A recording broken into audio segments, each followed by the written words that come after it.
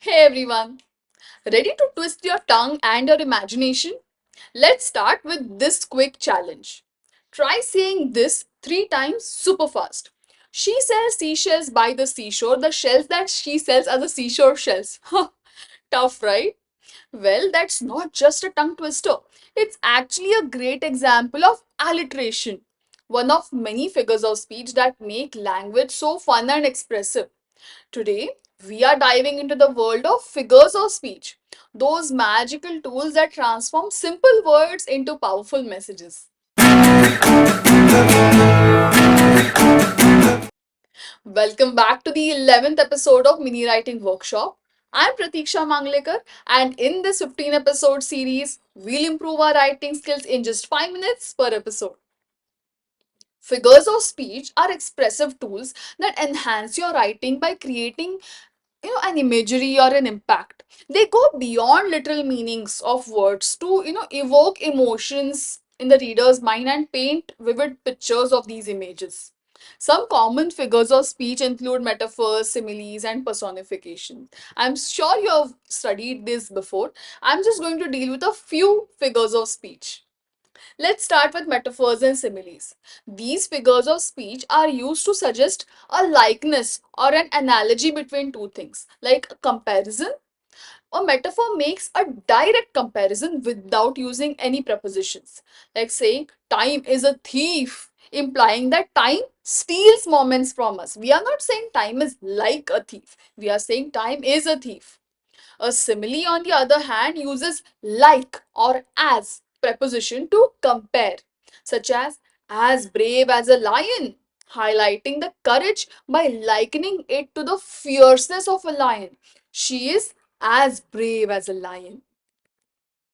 Personification, on the other hand, is a powerful figure of speech where you attribute human qualities to non human things. For example, saying the wind whispered to the trees, bringing wind to life because you are saying now wind is whispering. That's a human quality. Okay, giving a human character to non living thing. Alliteration is the repetition of initial consonant sounds, creating a rhythm and a musicality to your writing. More like she sells seashells on the seashore. Right? You remember that one? Did you know tongue twisters are actually a great tool for improving one's fluency and pronunciation skills? If you practice tongue twisters regularly, you will have better speech skills. Onomatopoeia, on the other hand, uses words that imitate sounds like buzz or clang, bringing sounds, of the scene to life into your reader's mind. When you use boom or poof, okay, your it's the word actually sounds like the sound itself. All Indian children have heard this line from our mothers. I have told you a million times. Or as my mother says it, तुला हजार वेळा सांगितलंय असं करू नको or whatever that follows. That's nothing but a hyperbole.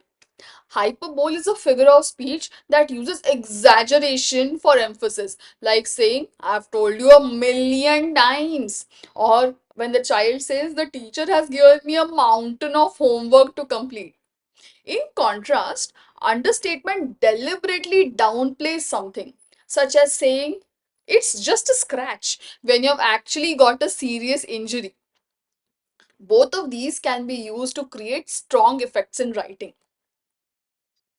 So, why should you use figures of speech? Look at this photograph. The beauty, of the field full of blooming flowers, various shades of green found in the trees, or the sky's reflection in the water, all of it disappears when the photo is turned to black and white. Similarly, figures of speech too bring out the beauty of language. They engage with your reader by making your writing more vivid and memorable. They enhance descriptions, turning simple statements into something more, important or more powerful. Now it's your time to put these ideas into practice. Read the given passage and revise it by using figures of speech and mention it in the comments. Thank you for joining me on this episode of Mini Writing Workshop. Don't forget to subscribe so you don't miss our next episode, that is overcoming writer's block. Happy writing and keep shining.